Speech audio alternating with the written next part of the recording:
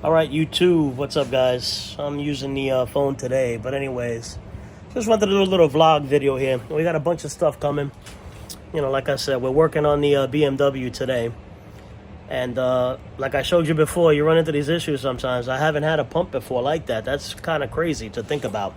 The fact that this pump here is screwed. This is something right here. The fact that this is screwed up like this is actually really strange. If you look at it even, you can see that they're kind of crooked. And when we screw on the fan, you see that it goes on to the bottom, but it's got a little gap. It's not flush. So if you put that on, it's going to end up keeping the fan, it's going to be shaking. It's going to be imbalanced, which is going to screw up the pump, and it could mess up the fan. And with these fans already have a bad habit of being known for breaking and flying through the roof. So, not the roof, the hood. But anyway, so, but it's good. I like to kind of show this stuff, I mean, you're going to see, it's not what it's always, what you always think it is. Oh, it's easy, 1, 2, 3. No. Sometimes it's like this, man. Same thing in the shop, it happens. I mean, had this been in the shop, we would have gotten a pump and we would have gotten a new pump and gotten it out the door. You know what I mean? But when this is your own stuff, you got to deal with this sometimes. But this is the stuff that aggravates you. It's like, man, what if this was the only car I had right now? You know what I mean? It sucks, but that's just the way it is sometimes, man. Cars will fight you sometimes. They will fight you, and you're going to run into these things. Whenever you pull out this kit right here, it's a bad day. And I had to order this particular die also to try to work on it. I said, you know what? Let me just get it and do it. And I could just take it back and exchange it, whatever, but, we'll just go ahead and, I'll just run the die down and it'll be good. Well, when I get it, the die that I do have right here is a hexagonal. So the one that I have isn't going to work. So I still went and put it on by hand, and I used my strap wrench, and it worked to get it down, and it chased the thread, and I was able to get the fan on. But like I said, it doesn't bottom out. But when you pull this out,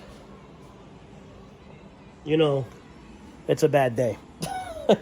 Always. Whenever you see that come out, it's a bad day. So then when I'm looking through all this stuff, I find that little hole in that hose. All these hoses have been changed except that one. So I ordered the hose. It's on its way. So what we got to end up doing now, I'm going to end up I'm going to go to AutoZone. I'm going to change this out. They'll give me another one. And we'll come back and we'll put it on 1, 2, 3. It's only 4 bolts again. But then I have to wait now for that hose to come. I was going to get it from them. It would have been overnighted to me, and we'd be able to be back quickly. But I don't need the car right now. As much as I want to get it back on the road because I do enjoy driving it, I'm not going to... I saved a good 15, 20 bucks by just ordering it from Rock. It's going to come from Rock. A lot of times from Rock Auto, I get it quickly. There is a chance I may get it by tomorrow. Who knows? But it was like $46 plus tax from AutoZone. And that was just one of their brand hoses. I believe it was. No, it was a Rhine. But I ended up just getting a Delco, AC Delco. We'll throw that in, and we'll be good to go. And then every single hose has been changed on this car. Every single coolant hose. Actually, this little overflow hose here is an original. That one right there. But if that goes, I have hose right there that you can see that we can put on if I need to. But that doesn't need to be changed. A little overflow bottle thing. So, just sitting here trying to I was sitting here thinking about stuff and, how funny it is, and these things happen with cars all the time.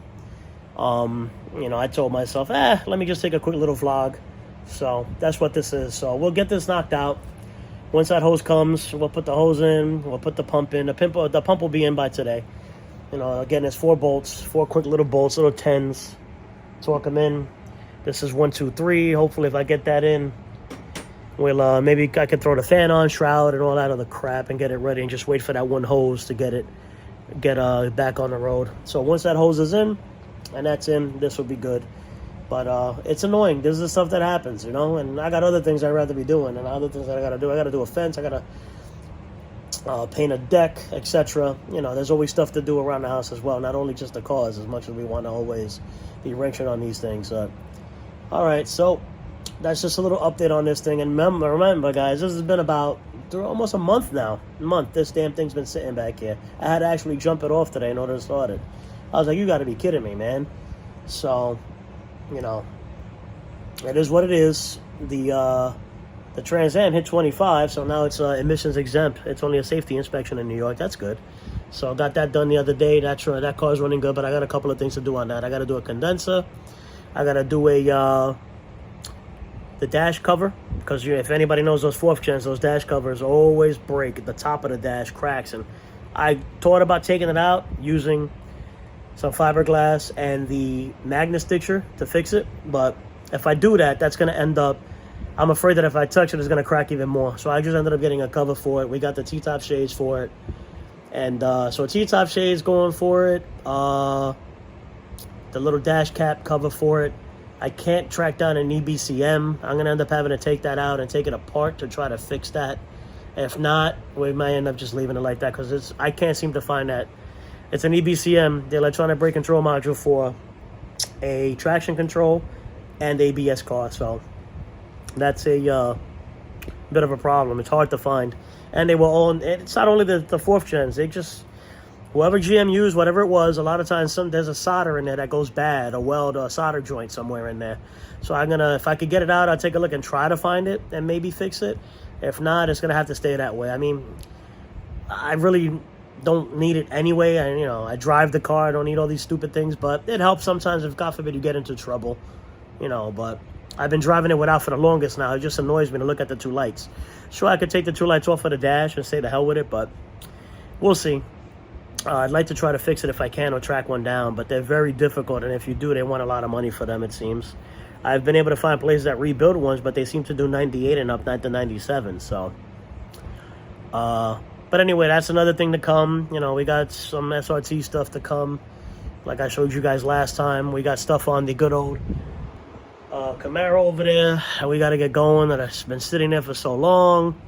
It runs, it drives, but we got a lot of body work to do on that bad boy, and I want to get that thing back out on the road. And I got the red, the other 3rd gen also. So, a lot of stuff coming, guys. Stay tuned, please. Subscribe, like, all that good stuff, all that YouTube stuff. Take care, guys. Later.